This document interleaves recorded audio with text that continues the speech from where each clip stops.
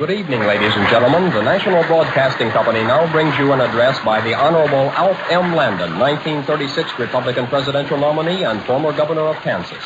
The occasion is the 15th annual banquet of the Alexander Hamilton Club in Tulsa, Oklahoma.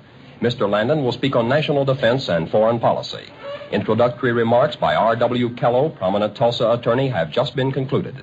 The next voice you hear is that of Mr. Landon.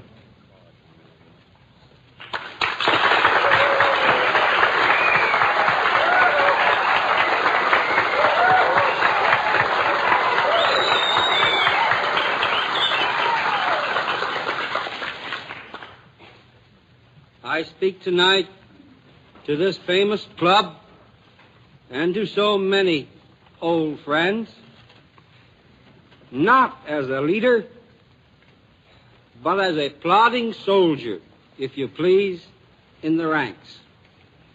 For the first time in some years, what I have to say commits no one but myself. The primary duty of political parties is to formulate policies essential to the national welfare and to provide responsible leadership capable of carrying out the policies favored by the majority. But in considering foreign policies, there is the added obligation that there should be no question of partisanship. Many fundamental changes have been made and attempted in the government in the last few years. The radio has made it easy for people to hear and believe sweet words of promise. We have been promised blessings that no one could deliver. The longing in every heart for safety and security has been answered by policies that could not provide safety and security in the long run. We are being led along a road full of the most dangerous hazards.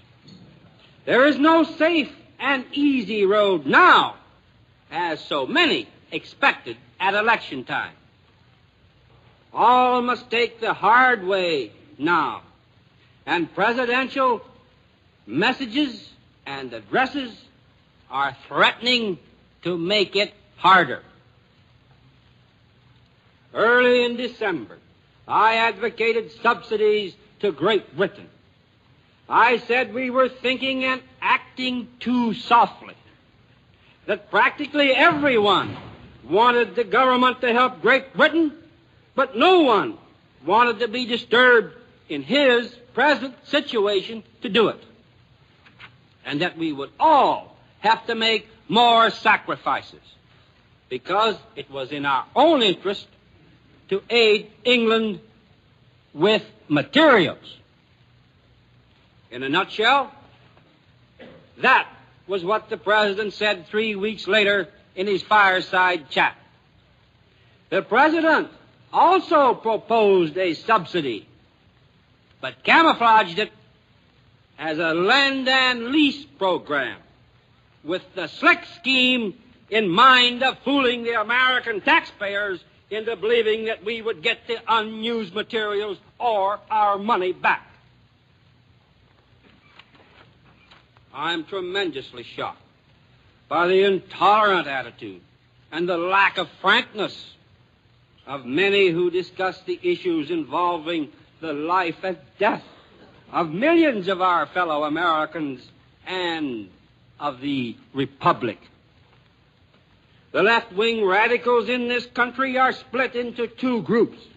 Those who are for war denounce the capitalists of the country as appeasers. The other left-wing group, which is opposed to war, denounce the capitalists as warmongers.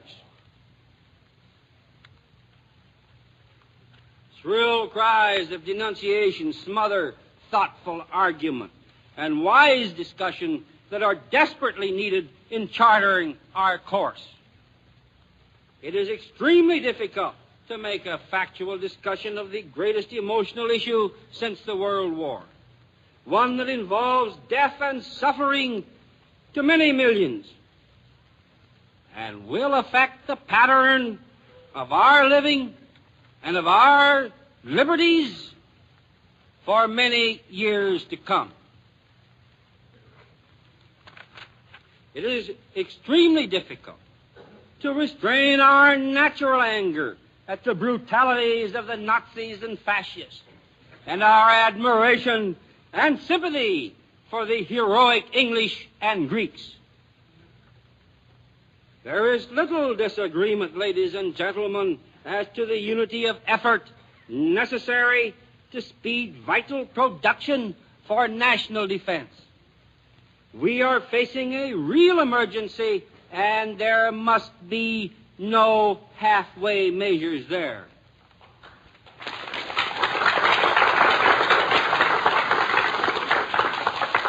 The communists and the Bunds are the only ones opposing America's efforts to defend herself. There has been much confusion, however, on the vital question of what form our aid to Great Britain should take. And that confusion is caused by failure to settle the question. To settle the question of whether the success of Great Britain is the dominant vital interest of America, or whether staying out of the war is the dominant vital interest of America. The President, in his message to Congress, practically committed us to underwrite an English victory. Despite his pledge to the nation in his last fireside chat, and his pledges all through the campaign, that we would not send an expeditionary force to Europe. I can't see how, in all sincerity, he can reconcile his message to Congress with that pledge, unless his words were mere rhetoric when he said, quoting from his message, "Principles of morality and consideration for our own security will never permit us to acquiesce in a peace dictated by the aggressors." End of quote. So far, in our aid to the British, we are following step by step the pattern of the last World War. First, materials. Second, money. Third, men. I'm willing to take the first two steps, but not the third.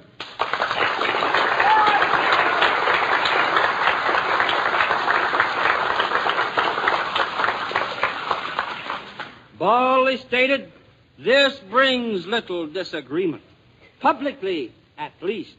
But the way we do the first and the second is the answer to the third.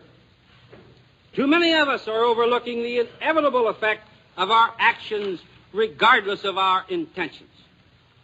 Those who really mean all aid short of war should specifically say no convoying, no American ships in war zones.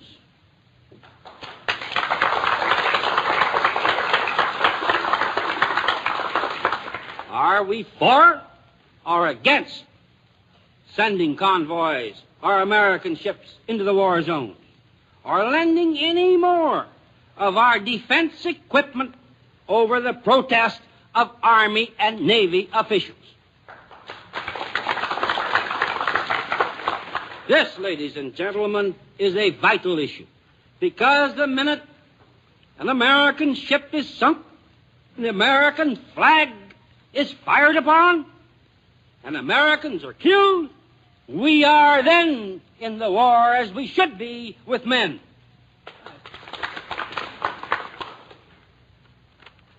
That means we have to underwrite a victory for Great Britain. If we're not to undertake that, we cannot give a blank check to Great Britain.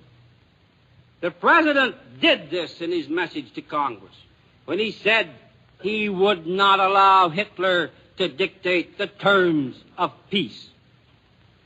Here is a new and entirely different interpretation of national foreign policy than he stressed during his pre-election campaign. Then he advocated, quote, all aid to Great Britain short of war. Now, he says, we do not intend to let the dictators win. Instead of all aid short of war, the President further commits himself to a war policy by urging, quote, full support of all those resolute peoples everywhere. Get that, everywhere, who are resisting aggression.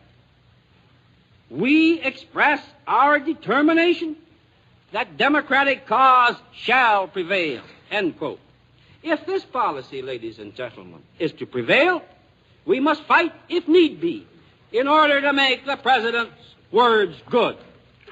What then? What then becomes of his pledge not to send an armed expeditionary force to Europe? Wars are still won or lost by the actual conflict of armed bodies of troops, end quote. If we are to stay out of this conflict with our troops, we must be careful of the pattern our aid is to follow. We must intelligently, not emotionally, discuss where one step today leads us tomorrow. That is one criticism I would make of the proposed lend and lease program. Unless the specific details were submitted to the Congress, step by step, we might be in the war before we knew it. Furthermore, there is not a good foundation for the President's specious reasoning that this would not cost the American taxpayer. The lend and lease program is the seed of future friction between England and America. It is like endorsing a blank note for a friend. You never know how much it is going to cost and when. As I have said, early in December, I proposed an outright subsidy to Great Britain.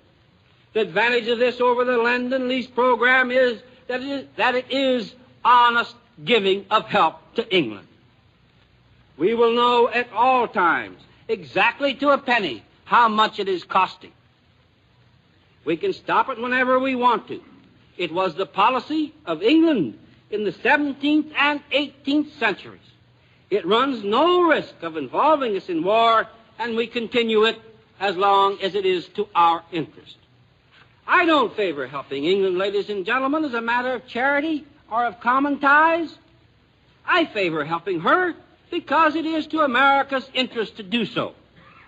And we should charge the cost as a part of our national defense. With an outright subsidy, we're not underwriting an English victory. With the blood, suffering, and lives of our boys, we're only putting in money that we will lose anyhow under any other scheme. And as I have said, it is the policy England pursued in subsidizing continental nations. Let us stop kidding ourselves on aid to Great Britain short of war and lending and leasing without cost to the American taxpayer. The lending of war material, the garden hose scheme, might better be compared to lending a cake of ice in July in Kansas with the same hope of recovery.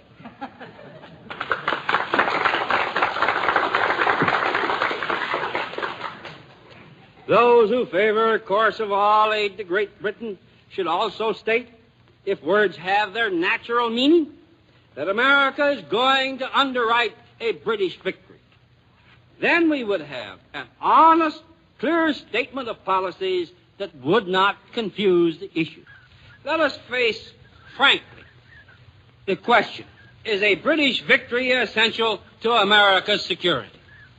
If it is, and if we're going to adopt that policy, The sooner we end our indecision, the better, because the more effective we will be, especially in the highly important coordination of our efforts with Great Britain's. But I do not believe that a British victory is essential to our security. I think our difficulties would enormously increase if Hitler should win. You can't have good relations when there is no trust, and we cannot believe his official statements. If Hitler wins, we certainly will be living in a world doing business on a government-controlled barter basis. Also, if Britain wins, we may do so to some extent. Of course, if England wins, it will be much easier to uphold the Monroe Doctrine. We will be much more secure in essential raw materials we do not now possess.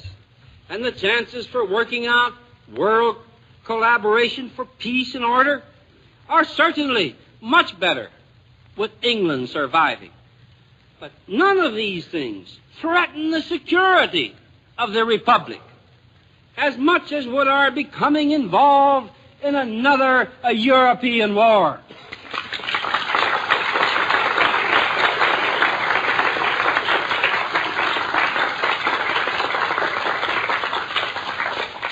There isn't a navy or a combination of navies in the world that can seriously menace our shores or those of the countries north and south of us unless the entire English Navy is surrendered intact.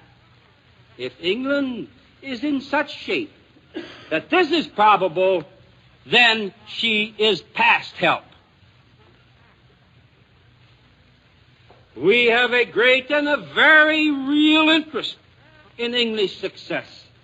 But to say our national security rests on her victory is a misstatement.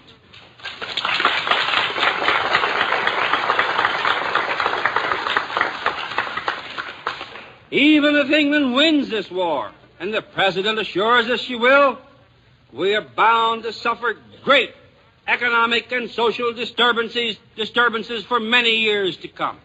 If Hitler wins, it will be a, quote from the President's message, new and terrible era, end quote, for a time. And we will suffer still greater economic and political disturbances for many years. But in the end, free labor will always whip forced labor, and without going to war to do it.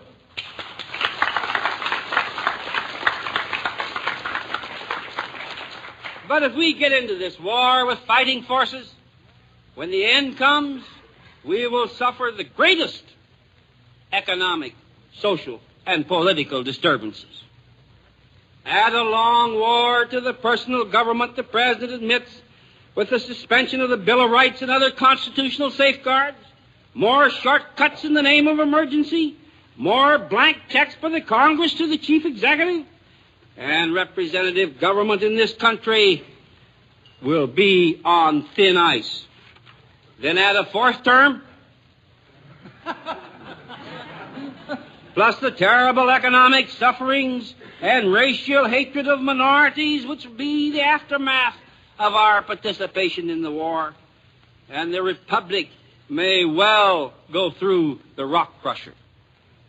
In defeating totalitarianism abroad, we will strengthen its hold here at home.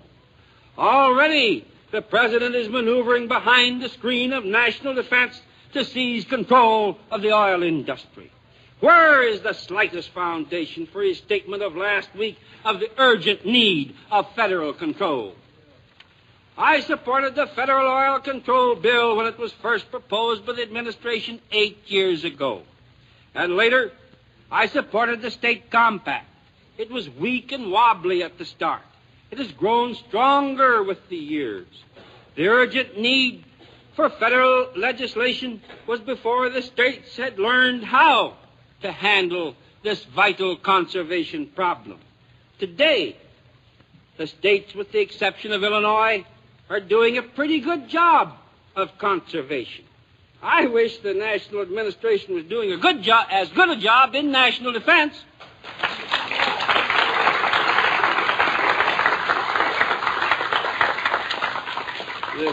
The greatest bottlenecks are in its management of other businesses. The attempt to take the oil conservation problem out of the hands of the states is a warning of what will be attempted under the smoke screen of national defense. Already, the Civil Liberties Union is warning of curbs on the freedom of labor and minority groups. Even a few months more of what we're doing now will mean economic chaos and a regimented society. When the end comes, unless we plan wisely now. Already, force and terrorism, which are the foundation of the dictator's strength, are in evidence in this country. They are being used by the city bosses. Millions of pseudo-free Americans have already adopted unconsciously the philosophy of the black shirts and the brown shirts and the reds, in that they boast that if you belong to the organization will take care of you. Already force and threats have been used by administration spokesmen to gain political support for the administration in political campaigns and in legislation. No, the question of the survival of the Republic is not going to be decided in England.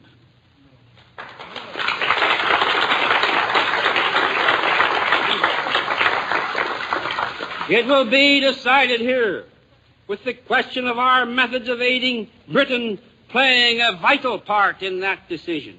Also, the survival of the Republic is going to be decided by how wisely we meet the problems of inequitable distribution of wealth, of securing the cooperation and responsibility of labor, of protecting the ownership of the land for the man who actually lives on it and works it, and strengthening our economic foundations weakened by 8 years of New Deal experiment.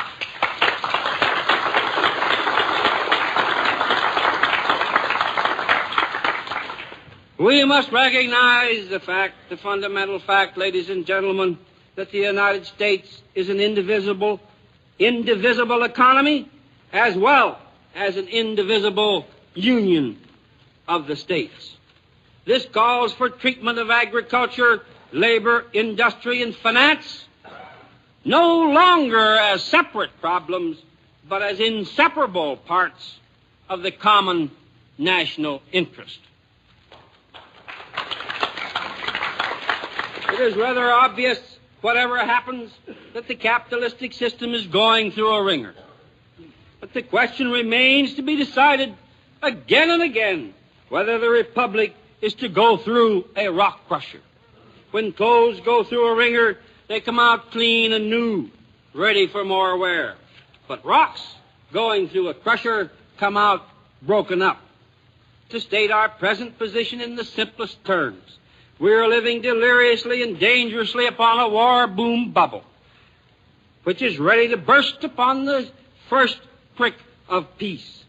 The longer the war boom bubble goes, the worse it will be. The aftermath may be accompanied by nearly as grave dangers to our form of government, to our way of life, to our individual liberties and basic personal rights as the war period itself. By that time, whether we shall have participated in the present European and Asiatic wars or not, with our navy and troops, the entire economy of the United States will have been built high, wide, and handsome upon a war economy.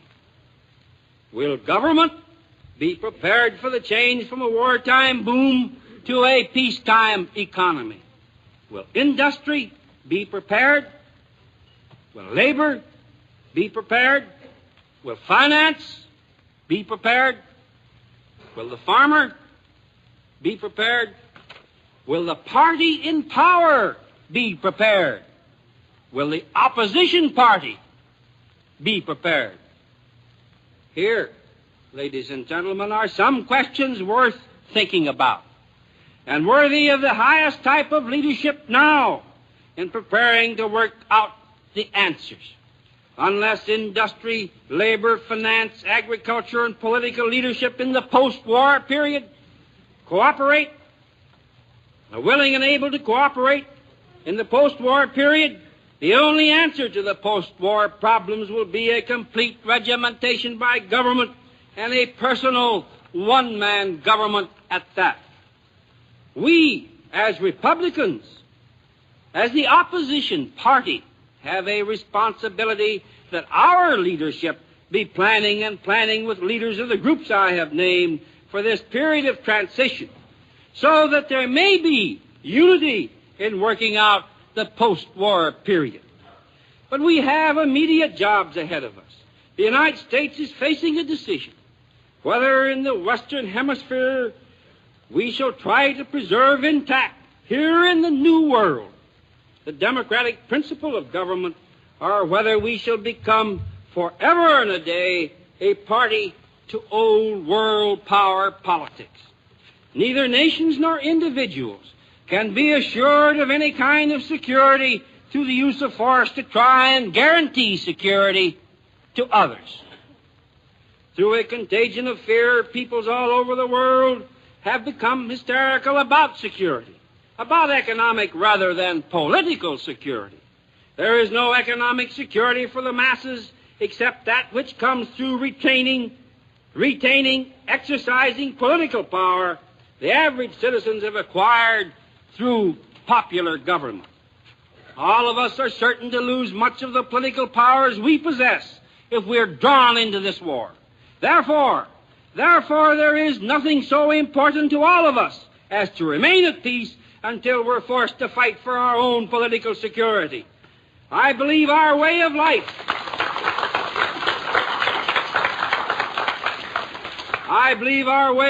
will be made easier if England wins. And I pray to God that she does.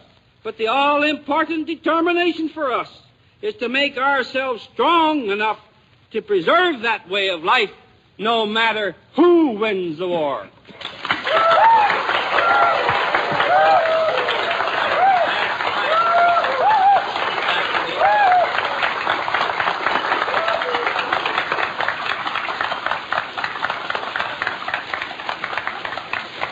You have been listening to an address on national defense and foreign policy delivered by the Honorable Alf M. Landon before the Alexander Hamilton Club of Tulsa, Oklahoma. This broadcast came to you through the facilities of station